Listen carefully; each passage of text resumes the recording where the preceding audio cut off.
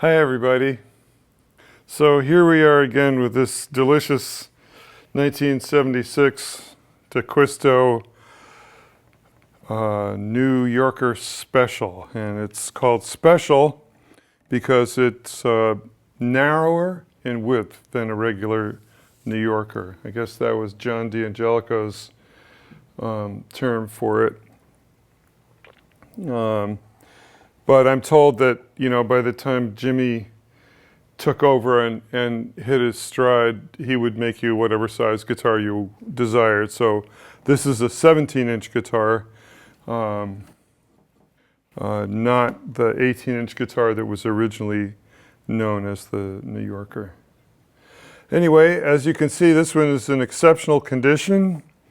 Lovely, well cared for guitar, 46 years old or so. And it needs virtually nothing. But we are going to kiss the frets to tune up the playability of the guitar. There's a little bit of fret wear. I think you can see over here, minor but real fret wear in the lower parts of the neck on the treble side.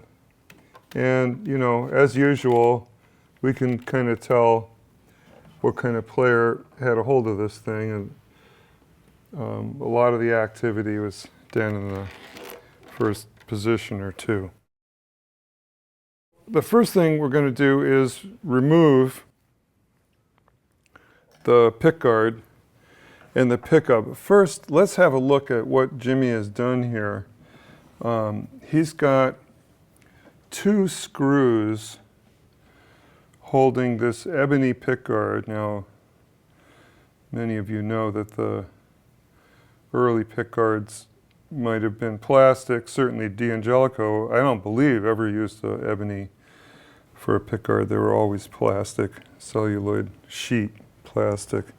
But this one is ebony, and that's what Jimmy liked for the pickguard and the bridge. And also, after D'Angelico's passing, before very long, he switched over to ebony for the tailpiece as well. Well, at least ebony for part of the tailpiece. You can see that there's a metal component to this tailpiece too.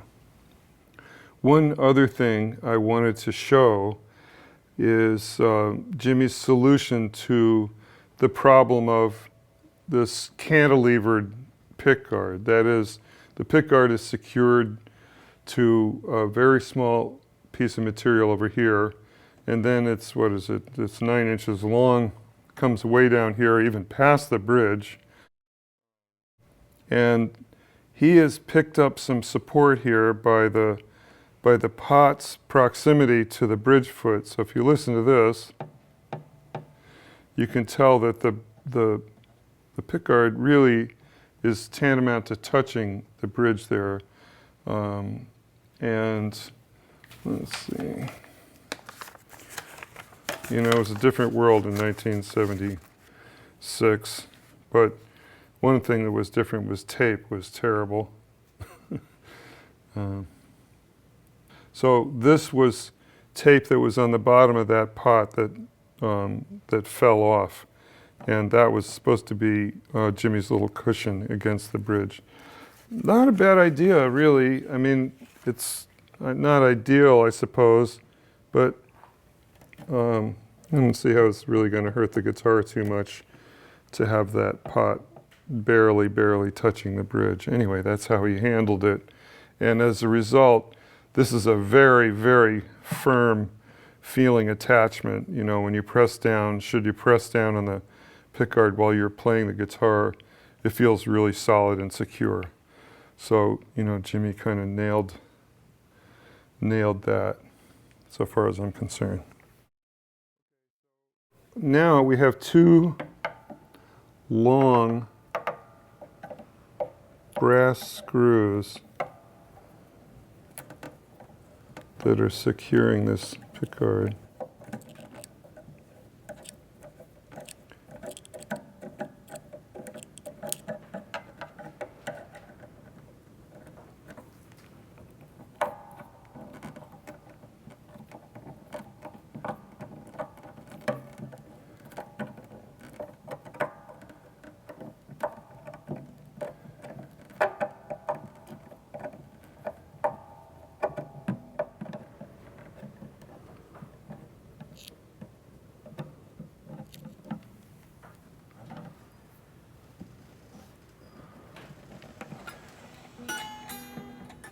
Okay.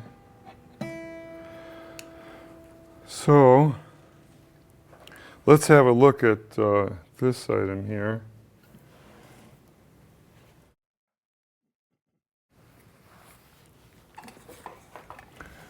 Now we can see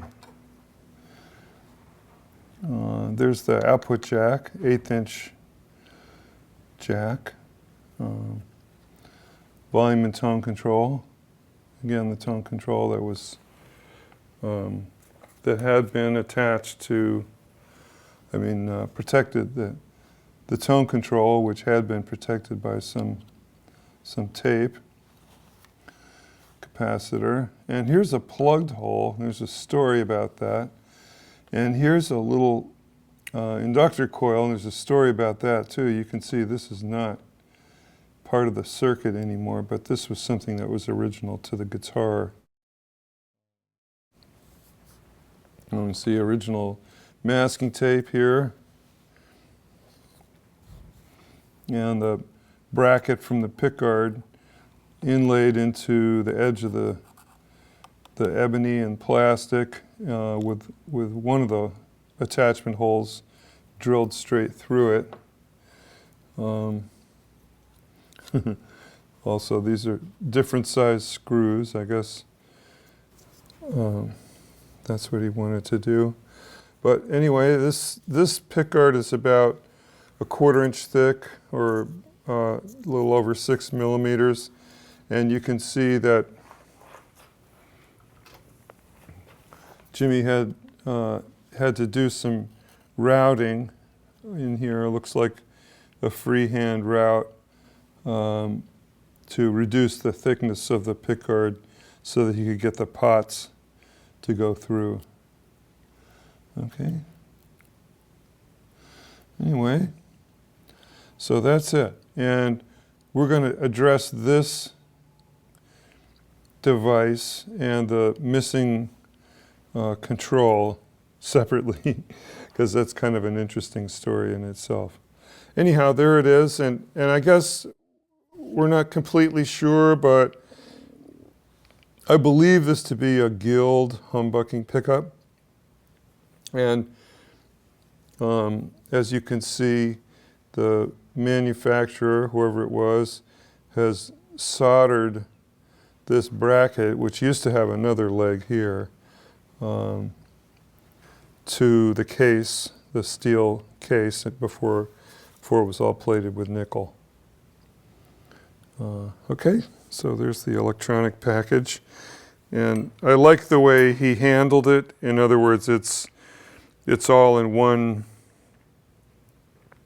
piece, with the jack is mounted on the pickguard itself, so there aren't wires going through the guitar.